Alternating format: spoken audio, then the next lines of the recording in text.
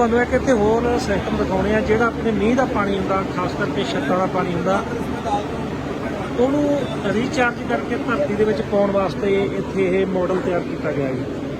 ਇਹ ਫਿਰ ਵੱਡੇ ਮਾਡਲ ਵੀ ਤੁਸੀਂ ਤਿਆਰ ਕਰਦੇ ਆ ਜੀ? ਵੱਡੇ ਮਤਲਬ ਇਹ ਤਾਂ ਮਾਡਲ ਆ, ਤਾਂ ਮਤਲਬ ਕਿ ਉਂਝ ਦਿਖਾ ਰਹੇ ਆ ਵੀ ਇਸ ਤਰੀਕੇ ਦੇ ਨਾਲ ਹੋ ਰਿਹਾ। ਹਾਂਜੀ, ਆਪਣਾ 300 ਗਜ ਤੋਂ ਲੈ ਕੇ 400 ਗਜ ਤੋਂ ਲੈ ਕੇ ਇਹਦੇ ਲਿਮਿਟ ਕੋਈ ਵੀ ਨਹੀਂ ਗੀ ਫਿਰ ਏਰੀਆ ਦੀ, ਜਿੰਨਾ ਮਰਜ਼ੀ ਵੱਧਦਾ ਜਾਵੇ।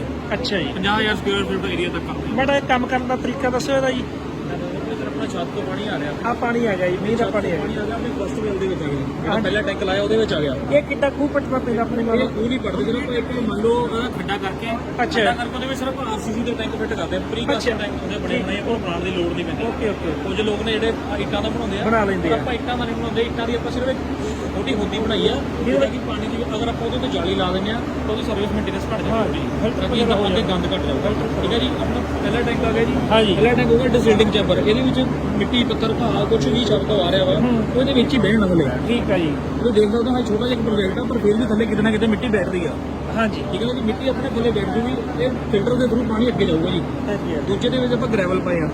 ਅੱਛਾ, ਇਹ ਗ੍ਰੈਵਲ ਜਿਹੜੇ ਨੇ ਸਰ, ਇਹ ਆਪਾਂ ਦੇਖਦੇ ਹਾਂ ਮੂਲ ਕੇ ਜਿਹੜਾ ਪਹਾੜਾਂ ਪੁਣਾ ਘੁੰਮ ਜਾਂਦੇ ਆ, ਨਦੀਆਂ ਦੇ ਵਿੱਚ ਪੱਥਰ ਹੁੰਦੇ ਆ, ਪਾਣੀ ਵੀ ਬਹੁਤ ਸਾਫ਼ ਹੁੰਦਾ। ਇਹ ਕੋਈ ਖਾਸ ਕਿਸਮ ਦਾ ਹੁੰਦਾ ਪੱਥਰ ਜੀ? ਇਹ ਸਰ ਇਹਨੂੰ ਗ੍ਰੈਵਲਸ ਕਹਿੰਦੇ ਨੇ। ਅੱਛਾ, ਇਹ ਪੱਥਰ ਵੀ ਆ, ਗ੍ਰੈਵਲ ਇਹਨੂੰ ਮੇਨਲੀ ਗ੍ਰੈਵਲ ਕਹਿੰਦਾ। ਇਹਦੇ ਤੋਂ ਪਾਣੀ ਨੂੰ ਬਹੁਤ ਜ਼ਿਆਦਾ ਮਿਨਰਲਸ ਮਿਲਦੇ ਨੇ, ਇਹ ਪਾਣੀ ਨੂੰ ਸਾਫ਼ ਵੀ ਕਰਦਾ। ਅੱਛਾ, ਮੰਨ ਲਓ ਕੁਝ 2-4 ਫੁੱਟ ਗੰਦ ਅੱਗੇ ਆ ਵੀ ਗਿਆ, ਤੇ ਪੱਥਰਾਂ ਦੇ ਨਾਲ ਥੱਲੇ ਰੁਕ ਜਾਣਾ, ਪੱਥਰਾਂ ਨੇ ਖਿੱਚ ਲੈਣਾ ਨੂੰ, ਪਾਣੀ ਪੱਥਰਾਂ ਦੇ ਵਿੱਚੋਂ ਛੰਨ ਕੇ ਇਹ ਅੱਗੇ ਚਲੇ ਜਾਣਾ ਵਾ। ਠੀਕ ਹੈ ਜੀ, ਅੱਗੇ ਫਿਰ ਆਪਾਂ ਸਰ ਲਾਉਂਦੇ ਆ, ਬੋਰ ਕਰਦੇ ਆ। ਅੱਛਾ ਜੀ, ਬੋਰ ਦੇ ਉੱਤੇ ਲਾਉਂਦੇ ਆ, ਫਿਰ ਆਪਾਂ ਸਕਰੀਨ ਇਹ SSD ਸਕਰੀਨ ਲੱਗਦੀ ਆ, ਸੁਪਰ ਸਕਰੀਨ ਲੱਗਦੀ ਆ। ਇਹਦੇ ਨਾਲ ਕੀ ਇੱਕ ਆਪਣੀ ਡਿਸਚਾਰਜਿੰਗ ਜਿਹੜੀ ਸਪੀਡ ਆ ਥੋੜੀ ਵੱਧ ਜਾਂਦੀ ਆ। ਇਹ ਸਕਰੀਨ ਸਰ ਇੰਨੇ ਕੁ ਫਾਇਦੇਮੰਦ ਹੈ, ਇਹਦੇ ਵਿੱਚ ਤੁਸੀਂ ਇੱਕ ਛੋਟਾ ਜਿਹਾ ਇੱਕ ਘਾਹ ਦਾ ਪੱਤਾ ਵੀ ਛੱਡ ਦੋਗੇ, ਉਹ ਵੀ ਇਹਦੇ ਵਿੱਚੋਂ ਨਿਕਲਣਾ ਨਹੀਂ, ਇਕੱਲਾ ਪਾਣੀ ਹੀ ਅੱਗੇ ਜਾਣਾ। ਯਾਨੀ ਕਹਿਣ ਦਾ ਮਤਲਬ ਅਗਰ ਜ਼ਮੀਨ ਦੇ ਵਿੱਚ ਪਾਣੀ ਵੀ ਪਾ ਰਹੇ ਆ ਤਾਂ ਬਿਲਕੁਲ ਸਾਫ਼ ਪਾਈਏ। ਜ਼ਮੀਨ ਦੇ ਵਿੱਚ ਵੀ ਕਿਤੇ ਨਾ ਕਿਤੇ ਅਗਰ ਕੋਈ ਗੰਦ ਜਾਊਗਾ ਤਾਂ ਨੁਕਸਾਨ ਪਹੁੰਚੂਗਾ, ਉਸ ਚੀਜ਼ ਤੋਂ ਬਚਾਉਣ ਲਈ ਸਿਰਫ ਪਾਣੀ ਵਿੱਚ ਜਾਵੇ, ਹੋਰ ਕੁਝ ਨਾ ਜਾਵੇ।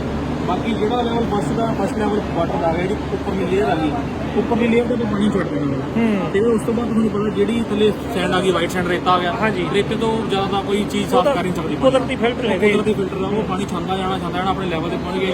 ਆਉਣ ਵਾਲੇ ਟਾਈਮ ਦੇ ਵਿੱਚ ਜਿਹੜਾ ਅੱਜ 300 ਫੁੱਟ ਤੇ 350 ਦਾ ਕੱਲ ਨੂੰ ਸਾਰੇ ਨਹੀਂ ਮਿਲ ਕੇ ਭਾਈ ਜੀ ਕਰਦੇ ਆ ਜੀ, ਲਵਾਉਂਦੇ ਆ, ਹੋ ਸਕਦਾ ਕੱਲ ਨੂੰ 200 ਪੈਸੇ। ਇਹਦਾ ਖਰਚਾ ਕਿੰਨਾ ਕੁ ਆ ਜਾਂਦਾ ਜੀ? ਇਹ ਸਰ ਜਿਹੜਾ ਆਪਣਾ ਸਭ ਤੋਂ ਛੋਟਾ ਸਿਸਟਮ ਆ ਉਹ 2.5 ਲੱਖ ਤੋਂ ਸਟਾਰਟ ਹੁੰਦਾ। ਉਹਦੇ ਵਿੱਚ ਆਪਣੀ ਲੇਬਰ ਦੀ, ਆਪਣੀ ਮਟੀਰੀਅਲ ਦੀ, ਆਪਣਾ ਇੰਸਟਾਲੇਸ਼ਨ ਸਾਰਾ ਇਹ ਛੱਤ ਦੇ ਹਿਸਾਬ ਦੇ ਨਾਲ ਲੱਗਦਾ ਜੀ? ਇਹ ਜਿੰਨਾ ਆਪਣਾ ਕਵਰਡ ਏਰੀਆ ਹੋਊਗਾ। ਅੱਛਾ ਜੀ, ਸਭ ਤੋਂ ਛੋਟਾ ਸਿਸਟਮ ਦੱਸਿਆ ਮੈਂ 2.5 ਲੱਖ ਤੋਂ ਸਟਾਰਟਿੰਗ ਆ। ਅੰਦਾਜ਼ਾ ਕਿੰਨੇ ਏਰੀਏ ਦਾ ਹੁੰਦਾ ਇਹ? ਸਰ ਜਿਹੜਾ ਤੁਹਾਨੂੰ 2 ਲੱਖ 500 ਗਜ ਏਰੀਆ 500 ਗਜ, ਯਾਨੀ ਕਿ 4500 square foot. 4500 square foot, 445 square foot. ਠੀਕ ਹੈ, ਠੀਕ ਹੈ, ਠੀਕ ਹੈ ਜੀ। ਚਲੋ ਵਧੀਆ ਚੀਜ਼ ਹੈ ਜੀ, ਆਉਣ ਵਾਲੇ ਸਮੇਂ 'ਚ ਇਸ ਦੀ ਲੋੜ ਆ।